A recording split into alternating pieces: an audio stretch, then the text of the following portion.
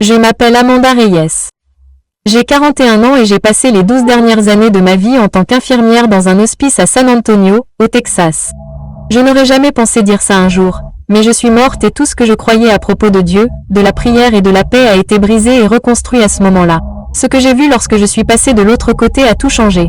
Jésus lui-même m'a rencontré et m'a montré quelque chose de si simple, de si négligé, mais pourtant plus puissant que tout ce que j'avais appris à l'église. Une prière. Ce n'est pas n'importe quelle prière, mais la prière la plus puissante que vous puissiez dire avant de dormir. Et je dois la partager avec vous parce que la plupart d'entre nous se couchent complètement impréparés, spirituellement vulnérables, porteurs de culpabilité, d'anxiété et de douleur qui n'étaient pas censés durer. Ce que Jésus m'a dit va vous choquer. Mais plus que cela, cela pourrait bien sauver votre âme. Mais avant de commencer, dites-moi d'où vous écoutez. Ce sera agréable de se sentir plus proche, même si nous sommes physiquement séparés. N'oubliez pas non plus d'aimer et de commenter ce que vous avez pensé de ce témoignage d'expérience de mort imminente. Ayons une discussion juste et ouverte afin que nous puissions apprendre les uns des autres sur cette chaîne. Bonne écoute. 2 semaines avant mon expérience de mort imminente, on m'a diagnostiqué une maladie auto-immune rare qui a attaqué mes poumons. Les médecins ont dit que ma respiration allait empirer avant de s'améliorer. Un soir, après une garde de 12 heures, je me suis effondrée dans mon salon, à bout de souffle. Mon mari a appelé le 911. Je me souviens des visages des ambulanciers, de leur air effrayé alors qu'ils s'efforçaient de m'intuber. Ils m'ont dit plus tard que j'étais cliniquement morte depuis près de 20 minutes avant que mon cœur ne redémarre. Mais je n'avais pas conscience du temps. À ce moment-là, je n'étais plus liée à mon corps. Je me suis retrouvée debout dans un endroit au-delà de l'espace et du temps. Il n'y avait ni mur, ni ciel, seulement une étendue de douce lumière blanche. Je me sentais en apesanteur mais pleinement consciente. Puis je l'ai senti, Jésus. Il se tenait devant moi, non pas comme une figure lointaine dans un tableau, mais vivant, rayonnant et animé de compassion.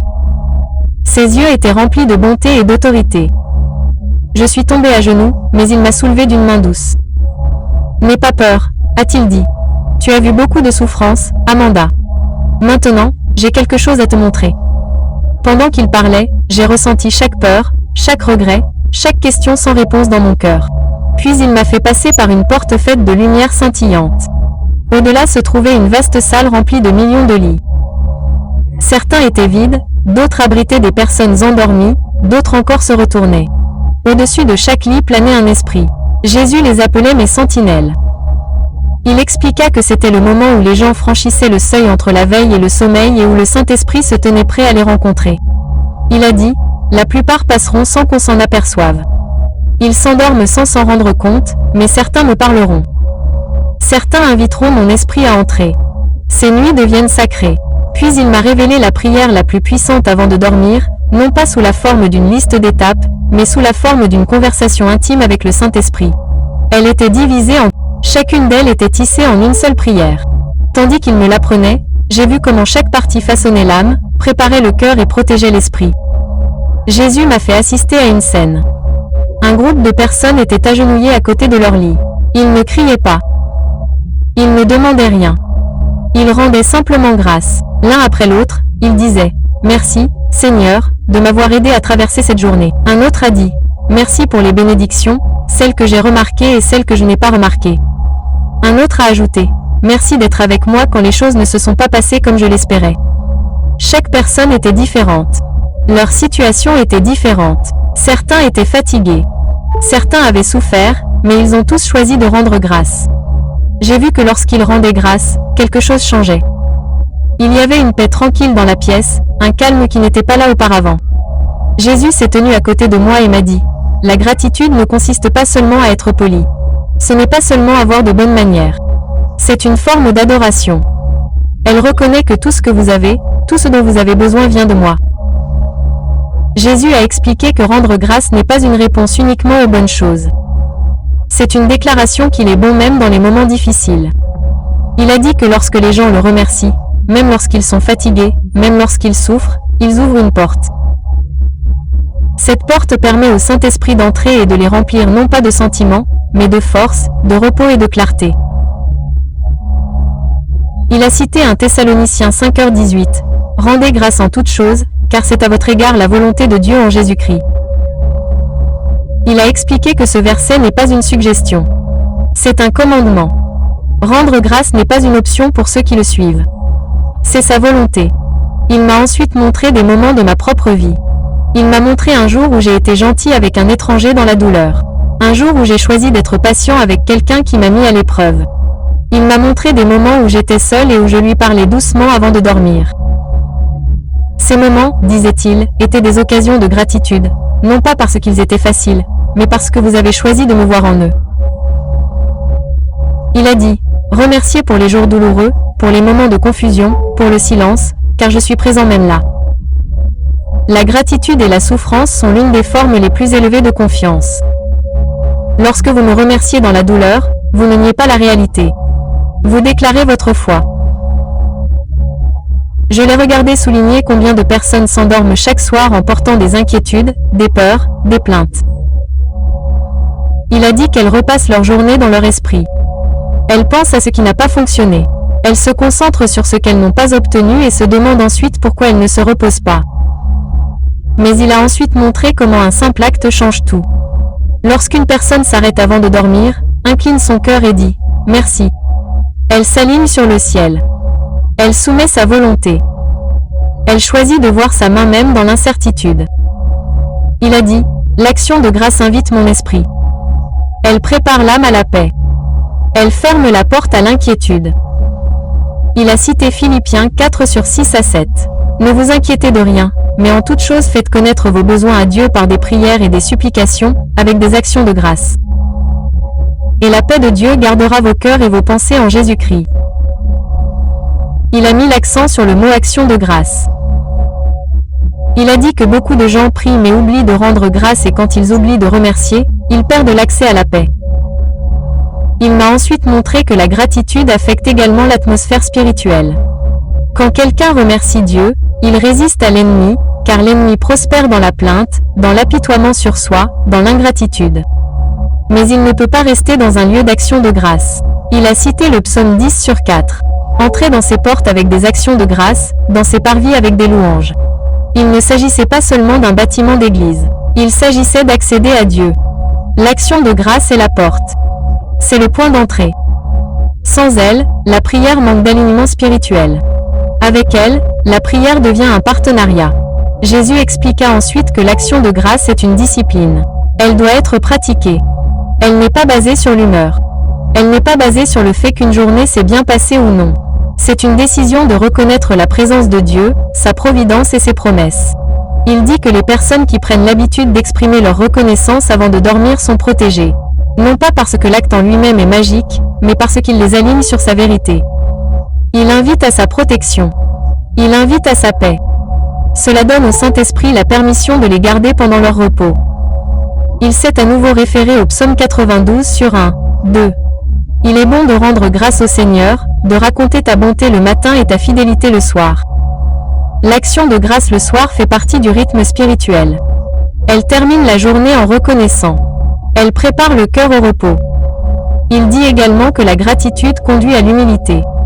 Une personne qui remercie Dieu chaque soir est une personne qui se souvient qu'elle n'est pas autosuffisante. Elle n'a pas le contrôle. Et c'est là qu'elle se trouve le plus en sécurité. Jésus a terminé en disant « Si vous voulez que ma présence remplisse vos nuits, commencez par rendre grâce. Pas seulement pour ce que j'ai fait, mais pour qui je suis. » Après cela, Jésus m'a emmené dans un autre endroit. Il l'a décrit comme un temple spirituel. Dans ce lieu, les gens venaient à lui avant de se reposer. Ils ne venaient pas en faisant semblant. Ils venaient pour être honnêtes. Un par un, ils s'agenouillaient devant une fontaine de lumière. Ils parlaient de leurs péchés, de leurs peurs, de leurs regrets. Ils n'essayaient pas de cacher quoi que ce soit. Ils n'essayaient pas d'excuser quoi que ce soit. Ils confessaient. Ce faisant, j'ai vu des fardeaux tomber d'eux. Ce n'était pas dramatique. C'était silencieux, mais c'était réel. Jésus a dit, beaucoup de gens s'endorment avec des péchés dont ils ne parlent jamais. Ils ne sont pas impénitents, mais ils gardent le silence et ce silence devient un accord. L'ennemi utilise ce silence pour gagner du terrain, mais lorsque vous confessez, vous révoquez cette permission. Il a expliqué que la confession n'a rien à voir avec la condamnation. Elle n'a rien à voir avec l'humiliation. Elle a pour but la libération. Lorsque quelqu'un confesse, il rend quelque chose qui ne lui appartenait pas. Il amène les ténèbres à la lumière. Et lorsque quelque chose est à la lumière, il perd de sa puissance. Il a cité un Jean 1/9. Si nous confessons nos péchés, il est fidèle et juste pour nous les pardonner et nous purifier de toute injustice. Il a souligné le mot « si ». Le pardon est toujours disponible, mais on y accède par la confession. Il a dit « Les gens se demandent pourquoi ils sont agités la nuit, pourquoi ils sont perturbés, pourquoi ils rêvent de choses étranges. » Souvent, c'est parce que leur cœur est lourd de culpabilité inexprimée et que cette culpabilité devient une porte d'entrée. Mais la confession a fermé cette porte. Puis il m'a montré un homme. Cet homme murmura avant de s'endormir. « Seigneur, j'ai été en colère contre mon frère. J'ai dit des choses que je n'aurais pas dû dire. Pardonne-moi. » Immédiatement, j'ai vu quelque chose quitter son cœur. C'était comme une présence qui n'avait plus la permission de rester. L'homme respira profondément et s'endormit. Jésus dit, « La confession enlève ce que l'ennemi a planté. Elle fait place à ma paix. » C'est une purification spirituelle. Tout comme le corps a besoin d'être lavé, l'âme a besoin d'être purifiée. Il cita le psaume 32/5. Alors je t'ai fait connaître mon péché, je n'ai pas caché mon iniquité. J'ai dit, je confesserai mes transgressions à l'Éternel, et tu as pardonné la culpabilité de mon péché. Il expliqua que la confession impliquait de nommer clairement les choses, pas de vagues excuses, mais une reconnaissance honnête. Il dit également que la confession ne consiste pas à se plaindre. Il s'agit d'être d'accord avec Dieu. C'est dire oui, c'était mal. Oui, j'assume la responsabilité et oui, je te fais confiance pour me pardonner. Ce genre d'honnêteté est puissant. Elle désarme la honte. Elle restaure l'intimité. Il m'a montré que certaines personnes considèrent la confession comme une formalité légale. Elles le font de temps en temps. Mais il a dit que la confession devrait être quotidienne parce que les gens pêchent quotidiennement, que ce soit en pensée, en attitude ou en acte. Il a dit que la confession nocturne empêche l'accumulation. Elle prévient les callosités spirituelles. Il a cité Proverbe 28/13. Celui qui cache ses péchés ne prospère pas, mais celui qui les confesse et y renonce trouve miséricorde. Il a dit que la miséricorde n'est pas automatique. Elle est disponible, mais elle doit être reçue avec honnêteté. Il s'est également adressé à ceux qui ont trop honte pour se confesser. Il a dit, « Je le sais déjà. Je l'ai vu. J'étais là. » La confession ne m'informe pas. Elle m'invite. Je n'exige pas la perfection. J'exige la vérité. Jésus a expliqué que la confession est aussi une arme. Elle réduit au silence l'accusateur. L'ennemi est appelé l'accusateur des frères. Mais lorsque quelqu'un confesse et reçoit le pardon, l'accusation perd de son pouvoir. Il n'y a plus rien à accuser. Il a cité Romains 8/1. Il n'y a donc plus de condamnation pour ceux qui sont en Jésus-Christ. Mais il a dit que la condamnation ne disparaît que lorsque la confession a lieu. Sinon, les gens portent en eux une culpabilité qu'ils n'étaient pas censés porter. Il a dit, « Ne vous endormez pas avec une culpabilité cachée. Ne laissez pas la journée se terminer avec un péché non résolu. Je suis prêt à pardonner, mais vous devez être prêt à confesser. » Jésus m'a montré à nouveau la puissance de cette simple pratique. Les personnes qui se confessaient chaque soir avaient un cœur plus calme. Elles avaient moins de cauchemars. Elles étaient plus alertes spirituellement. Elles étaient sur leur garde. Il a terminé en disant, « Si tu veux dormir en paix, débarrasse-toi de tout ce qui est encombré spirituellement. Apporte-le-moi. Dis-le. Lâche-le. Je te purifierai et je veillerai sur toi. » Après m'avoir enseigné l'action de grâce et la confession, Jésus a commencé à parler de l'abandon. Il a dit que beaucoup de gens leur ont péché, mais ils essaient toujours de garder le contrôle. Ils se couchent dans leur lit, mais leur esprit continue de s'emballer. Ils essaient de résoudre des problèmes qui ne peuvent l'être par leur propre force. Ils essaient de porter des fardeaux qui n'ont jamais été les leurs. Il a dit, l'abandon n'est pas un échec. L'abandon est une confiance. Lorsque vous vous abandonnez, vous reconnaissez que je suis Dieu et que vous ne l'êtes pas. Jésus a dit, l'abandon doit faire partie du rythme nocturne. Avant de dormir, une personne ne doit pas seulement rendre grâce et confesser ses péchés, mais elle doit aussi abandonner la journée. Elle doit remettre toute préoccupation, toute peur, toute incertitude, tout projet. Il a dit, si vous voulez vous reposer en moi, vous devez me donner ce qui est lourd. Il a cité 1 Pierre 5/7. Déchargez-vous sur lui de tous vos soucis, car lui-même prend soin de vous. Il a expliqué que ce verset n'est pas un simple conseil. C'est un commandement. Les gens ne sont pas faits pour porter des soucis toute la nuit. L'âme n'est pas faite pour supporter l'anxiété sans s'effondrer avec le temps. Il a également cité Matthieu 11/28-30. Venez à moi, vous tous qui êtes fatigués et chargés, et je vous donnerai du repos. Car mon joug est doux, et mon fardeau léger. Jésus a expliqué que le repos n'est pas seulement physique. Il est spirituel. Il commence par l'abandon. Tant qu'une personne n'abandonne pas ce qui est lourd, elle ne peut pas connaître ce qui est léger. Il a dit, les gens veulent la paix, mais ils résistent à l'abandon. Ils disent qu'ils ont confiance en moi, mais ils essaient de tout gérer. Ils prient, mais ils essaient toujours de contrôler les résultats. Ce n'est pas de l'abandon. Il m'a montré une femme allongée dans son lit, tenant fermement son téléphone, faisant défiler ses messages, s'inquiétant d'un conflit avec un membre de sa famille. Ses lèvres bougeaient en signe de prière, mais son cœur était toujours anxieux. Jésus dit, elle a prié, mais elle ne s'est pas rendue. Elle a prononcé des paroles, mais elle n'a pas lâché le contrôle. Il m'a ensuite montré une autre personne. Cette personne s'est assise tranquillement, a posé ses mains ouvertes sur ses genoux et a dit, « Seigneur, je ne sais pas quoi faire pour demain, mais je te fais confiance. Je te le donne. » Puis cette personne s'est allongée et s'est reposée. Jésus a dit, « S'abandonner signifie lâcher prise. Cela signifie arrêter de passer en revue sans fin les problèmes. Cela signifie avoir confiance que je suis déjà à l'œuvre. » Il a cité le psaume 4/8. « En paix, je me coucherai et je dormirai, car toi seul, Seigneur, fais-moi habiter en sécurité. » Il a expliqué que la paix n'est pas basée sur les circonstances. Elle est basée sur qui détient vos circonstances. Si vous savez que Dieu est aux commandes, vous n'êtes pas obligé de l'être. Il a dit que l'abandon devrait inclure tout, pas seulement ce qui semble spirituel. Les gens devraient abandonner leurs finances, leur santé, leurs enfants, leur travail, leurs relations, leur avenir inconnu, tout. Il a également dit que l'abandon est un processus. Il doit être répété quotidiennement.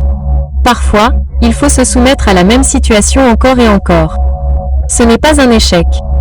C'est de la fidélité. Il a dit que chaque fois que vous vous soumettez, vous rappelez à votre âme qui est aux commandes. Il a cité Proverbe 3/5-6. Confie-toi en l'Éternel de tout ton cœur, et ne t'appuie pas sur ta sagesse. Soumets-toi à lui dans toutes tes voies, et il aplanira tes sentiers. Jésus a mis l'accent sur le mot soumission. Il a dit que se soumettre ne concerne pas la compréhension. Il s'agit d'obéissance. Il s'agit de remettre le jour et le lendemain entre ses mains. Il a également averti que lorsque les gens refusent de se soumettre, ils s'attirent une lourdeur spirituelle. L'inquiétude grandit, la peur s'étend, l'épuisement s'accroît. Mais lorsqu'une personne choisit de se soumettre, ces choses perdent leur pouvoir.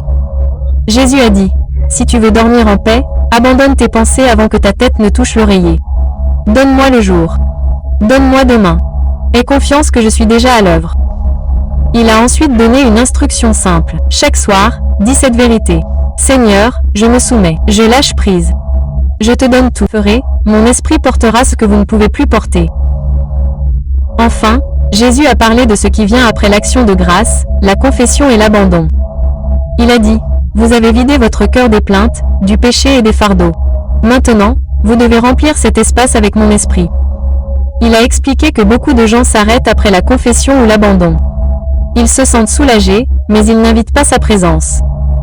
Il a dit, « Je ne force pas ma présence. J'attends une invitation. » Jésus a dit que chaque croyant devrait terminer sa journée en demandant au Saint-Esprit de venir remplir son cœur, garder son esprit, couvrir sa maison et entourer son repos. Il a cité Luc 11h13. Si donc, méchants comme vous l'êtes, vous savez donner de bonnes choses à vos enfants, à combien plus forte raison votre Père Céleste donnera-t-il le Saint-Esprit à ceux qui le lui demandent? Il a expliqué que le Saint-Esprit n'est pas donné une seule fois. Il est invité chaque jour. Il est accueilli et là où il est accueilli, il y a de la puissance. Il a dit que le Saint-Esprit est votre consolateur, votre aide, votre enseignant, votre défenseur. Ne vous endormez pas sans lui. Invitez-le et vous reposerez sous la protection divine. Il a cité Éphésiens 5h18-19. Soyez remplis de l'Esprit. Parlez-vous les uns aux autres par des psaumes, des hymnes et des cantiques inspirés par l'Esprit. Il a expliqué qu'être rempli de l'Esprit ne se limite pas au culte public. Cela commence dans des moments privés, souvent la nuit. Il m'a montré un homme qui éteignait les lumières, s'asseyait tranquillement et murmurait « Saint-Esprit, viens. Remplis cette pièce. Remplis mon cœur. Veille sur mes rêves. Et Jésus dit, parce qu'il a invité mon esprit, je lui révélerai des choses pendant son sommeil. Je le protégerai. Je lui parlerai. Il cita ensuite le psaume 16/7. Je louerai l'Éternel qui me conseille. Même la nuit, mon cœur m'instruit. Jésus dit que le Saint-Esprit peut parler au cœur même pendant le sommeil. Il donne des rêves. Il apporte la sagesse. Il renouvelle l'homme intérieur. Il dit aussi que lorsque le Saint-Esprit est invité, la maison devient un lieu de paix. L'anxiété disparaît. La confusion prend fin. Les ténèbres ne peuvent pas rester. Jésus a donné un avertissement. Il a dit que lorsque les gens s'endorment sans inviter le Saint-Esprit, il laisse la porte ouverte aux interférences spirituelles. Il a dit, « J'ai donné mon esprit pour vous guider. » Ne l'ignorez pas. Il a cité Jean 14/26-27. Mais l'avocat, l'Esprit Saint, que le Père enverra en mon nom, vous enseignera toutes choses. Je vous laisse la paix.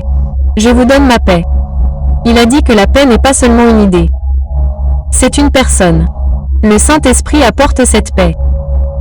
Jésus a ensuite demandé avant de dormir de dire ces mots. Saint-Esprit, je t'invite.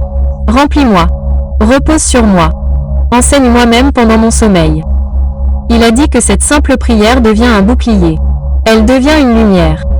Elle accueille le ciel dans la nuit. Il a souligné que le Saint-Esprit ne vient pas seulement dans les moments émotionnels. Il vient dans les cœurs bien disposés, de manière constante, silencieuse et fidèle. Jésus a dit que chaque nuit est une opportunité sacrée. Avant de dormir, il y a un moment de calme, une tranquillité du cœur où chacun peut choisir de se connecter avec lui ou simplement de s'endormir sans préparer son âme. Dans cet espace de calme, il nous invite à une relation plus profonde, une relation qui apporte paix, protection et renouveau spirituel en 4 étapes simples. Commencez par rendre grâce. Merci, Seigneur, pour cette journée, pour ta fidélité et pour tout ce que tu as fait. La gratitude ouvre la porte à sa présence. Puis passe à la confession. Seigneur, pardonne-moi pour tout ce que j'ai fait, dit ou pensé qui t'a déplu. Cela purifie le cœur et ferme la porte à l'ennemi. Ensuite, exerce-toi à la soumission. Je te confie tous les fardeaux. Je te fais confiance pour demain. Lâcher prise fait place à sa paix. Enfin, lance une invitation. Saint-Esprit, viens. Remplis-moi. Couvre-moi. Parle-moi pendant mon sommeil. Accueillir l'Esprit crée un lieu de repos pour que Dieu puisse agir. Jésus m'a rappelé qu'il ne s'agit pas d'un rituel mais d'une relation. Lorsqu'elles sont accomplies avec un cœur sincère, ces 4 étapes préparent l'âme au repos divin et lui laissent la place d'agir même pendant notre sommeil. Il a terminé en citant Ésaïe 26/3. Tu garderas dans une paix parfaite celui dont l'esprit est ferme, parce qu'il se confie en toi.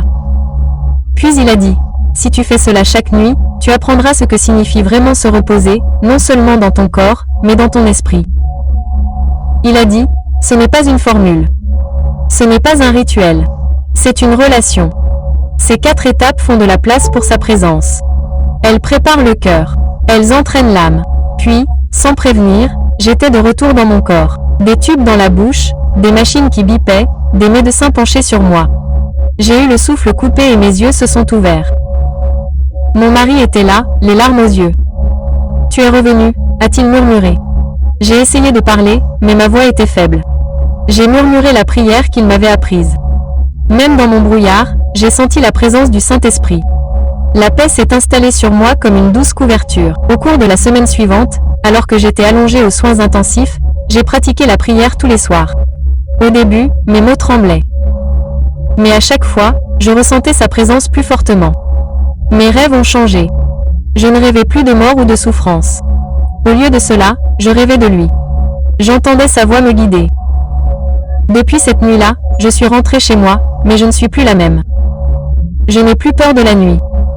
Je ne reste plus éveillée à ressasser mes soucis. Au lieu de cela, je murmure cette prière et j'invite le Saint-Esprit. Et chaque nuit, il vient. J'ai partagé ce témoignage avec des patients, des collègues et des amis. J'ai vu des cœurs brisés se réparer, des cauchemars cesser et une foi renouvelée. Ce n'est pas une formule. C'est une rencontre avec le Christ vivant. Si vous souffrez d'insomnie, d'anxiété ou si votre âme est agitée, je vous exhorte à parler au Saint-Esprit avant de vous coucher. Remerciez-le pour aujourd'hui. Confessez vos fardeaux. Abandonnez vos peurs. Invitez sa présence et regardez-le transformer vos nuits. Je m'appelle Amanda Reyes. Je suis morte et Jésus a révélé la prière la plus puissante avant de dormir. Elle vous choquera parce qu'elle est si simple et si profonde.